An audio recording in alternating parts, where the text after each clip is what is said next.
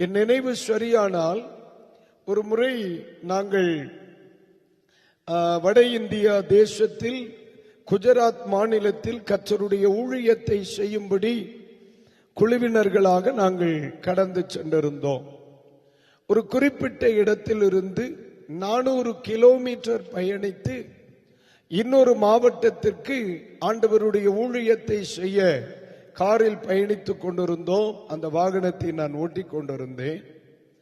வெகு தூரம் யாத்திரை செய்த பொழுது ஒரு மத்தியான நேரத்தில் நாங்கள் சென்ற வாகனம் பஞ்சர் ஆகிவிட்டது.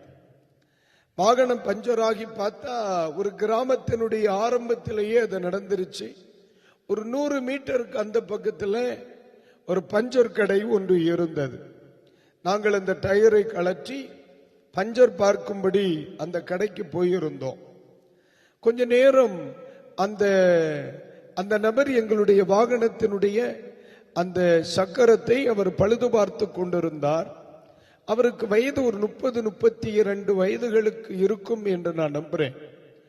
அந்த அருமையான இளைஞரோடு சரி சும்மா இருக்கிறோமே, அந்த சகோதரனுக்கு இயேசுவை குறித்து அறிவிப்போமே என்று சொல்கிற எண்ணத்தோடு என்னுடைய டிரான்ஸ்லேட்டரை பார்த்து சொன்னேன், பிரதர் அவரோடு நாம் பேச்சு கொடுக்கலாமா என்று சொன்னேன். சரி பாஸ்டர் நீங்க பேசுங்க, நான் அவரோடு பேசுறேன்.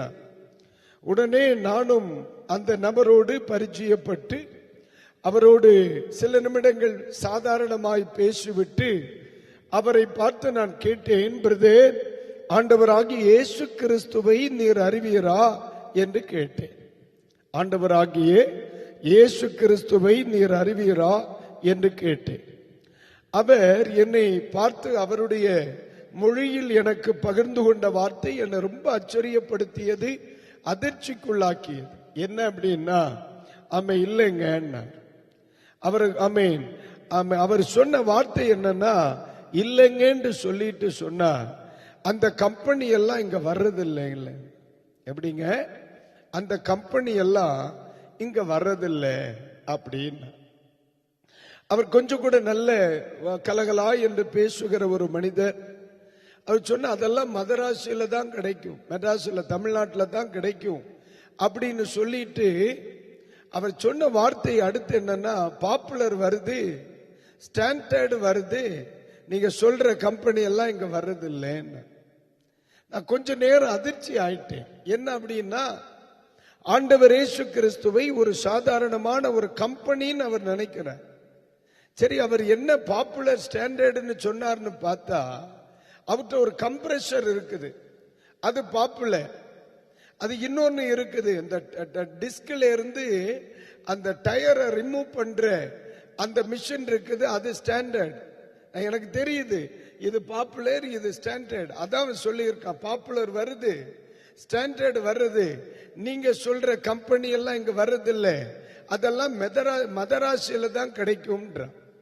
அப்ப இதுல இருந்து என்ன தெரியுது, 2000 வருடங்களுக்கு முன்னே இந்த உலகத்தில் மனிதனாக பிறந்து மனுக்குலத்திற்காக ஜீவனை விட்டு எல்லா மனிதனும் ரட்சிக்கப்பட வேண்டும் என்பதற்காக தன் ஜீவனை கொடுத்த இயேசு கிறிஸ்துவை இன்னும் அறியாத மக்கள் இருக்கத்தான் செய்கிறார். அல்லேலூயா. இது நடந்து ஒரு ஏறத்தாழ 14 வருஷங்கள் ஆயிற்று.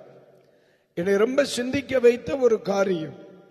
நாம் 2000 வருடமாய் கர்த்தரை ஆராதிக்கிறோம், 2000 வருடமாய் கிறிஸ்து பிரசங்கிக்கப்படுகிறார், நாம் சில வருடங்களாய் அவரை அறிந்து ஆராதிக்கிறோம். அநேகருக்கு இயேசு யார் என்று தெரியவில்லை, இயேசு யார் என்று தெரியவில்லை. ஆனா இன்றைக்கு நம்முடைய தேசங்களில் அநேகருக்கு ஆண்டவர் இயேசு ஏன் இந்த உலகத்திற்கு வந்தார் என்று தெரியவில்லை. இயேசுவை நம்புகிற பலருக்கு கூட ஆண்டவர் இயேசுவின் வருகையின் நோக்கம் என்ன, ஆண்டவர் இயேசு ஏன் இந்த உலகத்திற்கு வந்தார், ஆண்டவர் இயேசுவை ஏன் நாம் பின்பற்றுகிறோம், ஏன் இயேசு கிறிஸ்துவை பலவந்தமாய் அறிவித்துக் கொள்ளுகிறோம், இந்த தேசத்தில் இயேசு மறுபடியும் பிரசங்கிக்கப்படுவதற்கு காரணம் என்ன? நான் விரும்பவில்லை, ஆனாலும் இயேசுவை குறித்து பேசுகிறார்கள். எங்கள் குடும்பம் இயேசுவை விரும்பவில்லை, ஆனாலும் என் இயேசுவை குறித்து எனக்கு மறுபடியும் இவர்கள் அறிவிக்கிறார்கள். என்று சிலர் சொல்ல காரணம் இருந்தாலும் இன்று இரவிலே நான் சொல்லுகிறேன், ஆண்டவர் இயேசு கிறிஸ்து அறிந்து விட வேண்டியவர்கள் அல்ல, அவர் ஏற்றுக்கொள்ளப்பட வேண்டியவர் என்பதை மறந்துவிடக்கூடாது. இந்த அருமையான இரவு நேரத்திலே வருகிற நான் உங்களுக்கு சொல்லுகிறேன், வருகிற 25ஆம் தேதி ஆண்டவர் இயேசு கிறிஸ்துவின் பிறப்பை உலகமே கொண்டாடுகிறது. ஏறத்தாழ ஒரு சில நாடுகளில் 1 மாதங்களுக்கு முன்பதாகவே களை கட்டிவிடுகிறது. ஒரு குறிப்பிட்ட நாட்டை குறித்து கேள்விப்பட்டேன். டிசம்பர் மாதம் 1ஆம் தேதியிலிருந்து பண்டிகை ஆரம்பித்து விட்டது. ஒவ்வொரு நாளிலும் இரவுகளிலும் பலவிதமான நிகழ்ச்சிகளை நடைமுறைப்படுத்துவார்களாம். ஆமா, ஏன் இதை சொல்லுகிறேன்? உலகமே கொண்டாடுகிற ஒரு பண்டிகை கிறிஸ்து பிறப்பின் பண்டிகை.